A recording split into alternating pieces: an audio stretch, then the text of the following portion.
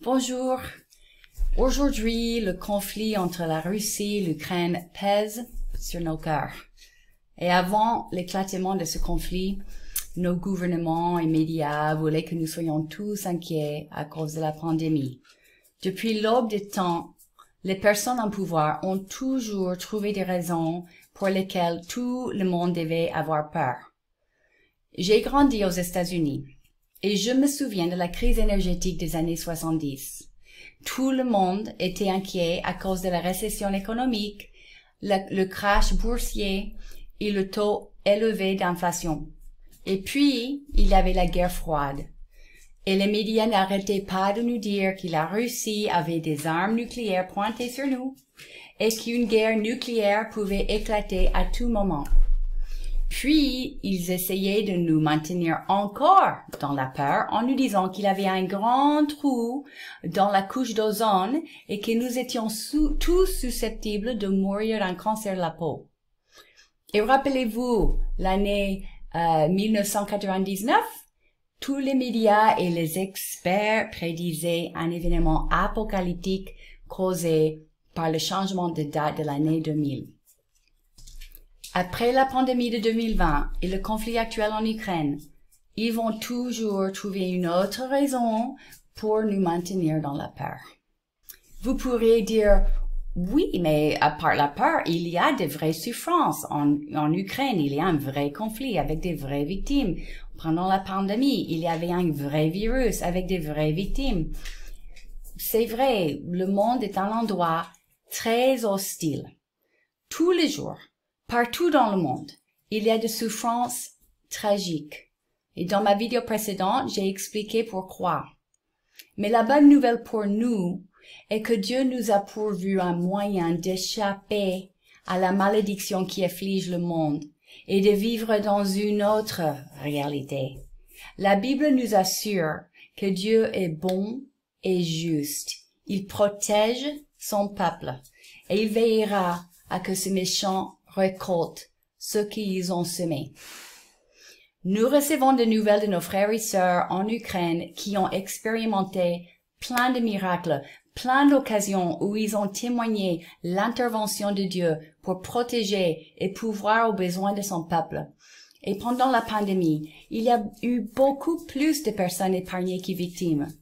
Et même pour ceux qui ont survécu le virus mais qui maintenant souffrent des effets secondaires du vaccin, Jésus peut guérir cela aussi. La Bible dit que Jésus guérissait toutes les maladies et toutes les infirmités parmi le peuple, et Jésus continue à le faire aujourd'hui. La clé est de comprendre comment saisir les merveilleuses promesses de Dieu, et c'est exactement cela que nous examinerons dans les prochaines vidéos. Avec Dieu, il n'y a pas de favoritisme. Ces promesses sont pour tout le monde, et ils sont toutes à votre disposition aussi. Je vous invite à vous abonner à cette chaîne et cliquer sur la petite clochette pour rester au courant du nouveau contenu.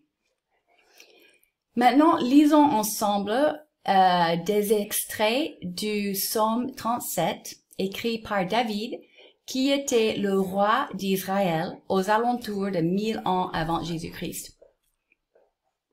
Ne tirez pas contre les méchants, n'envie pas ceux qui font le mal, car ils sont fauchés aussi vite que l'herbe, et ils se flétrissent comme le gazon vert.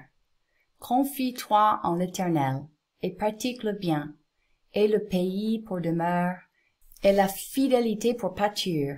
Fais de l'Éternel tes délices, et il te donnera ce que ton cœur désire. Recommande ton sort à l'Éternel, mets en lui ta confiance, et il agira. Il fera paraître ta justice comme la lumière, et ton droit comme le soleil à son midi. Les méchants seront retranchés, et ceux qui espèrent en l'Éternel posséderont le pays.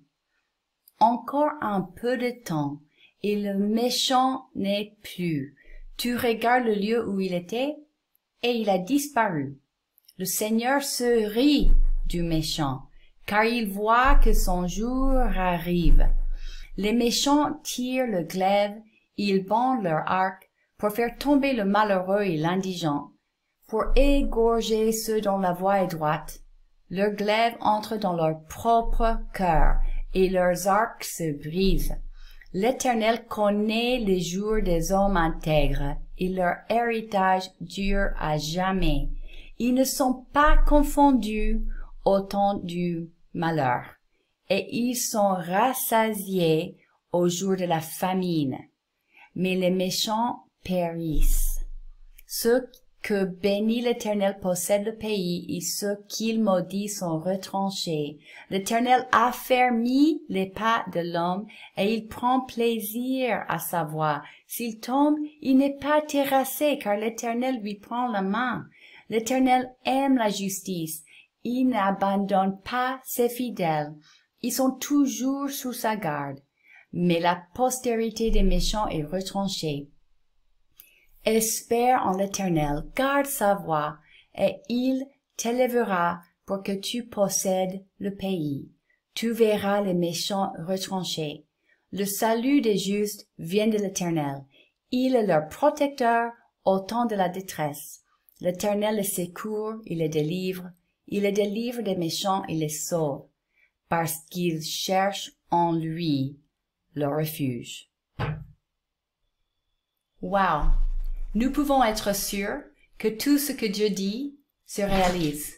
Dieu dit en Ésaïe 46, « Mon projet se réalisera et je mettrai en œuvre tout ce que je désire. » Une chose est sûre, au bout d'un temps, nous verrons avec nos yeux les méchants recevoir leur juste sort. En attendant, nous vivons sous la protection et la bénédiction du Seigneur si nous cherchons notre refuge en lui. Dans de futures vidéos, je vais entrer dans les détails sur comment c'est possible de vivre dans une autre réalité que le reste du monde. La Bible dit que même au milieu de la famine ou l'injustice, nous pouvons être protégés et rassasiés. Pour aujourd'hui, j'aimerais vous encourager à vous souvenir de la bonté, de la puissance et la justice de Dieu. Et au lieu de regarder autour de nous et de nous inquiéter à cause de ce que les méchants sont en train de faire, fixons nos yeux sur Dieu et efforçons-nous de rester dans ses voies pour que nous puissions vivre sous sa protection et sa bénédiction, même si le monde est dans la détresse. Et si vous n'avez pas encore donné votre vie à Jésus, vous pouvez le faire maintenant. La Bible dit que Jésus frappe à la porte et il suffit de le laisser entrer. Dites à haute voix, Dieu, merci d'avoir écrasé la tête du serpent par le moyen de notre Sauveur Jésus-Christ. Je renonce au monde maudit et j'accepte de devenir citoyen de ton royaume et de faire de toi mon roi. Je t'invite à m'apprendre à garder tes voies et à chercher en toi mon refuge. Amen. Si vous avez des questions au sujet de Dieu et son royaume, je vous invite à les poser dans les commentaires pour que je puisse les aborder dans les futures vidéos. Bon, ça c'est tout pour aujourd'hui. Soyez bénis et à bientôt!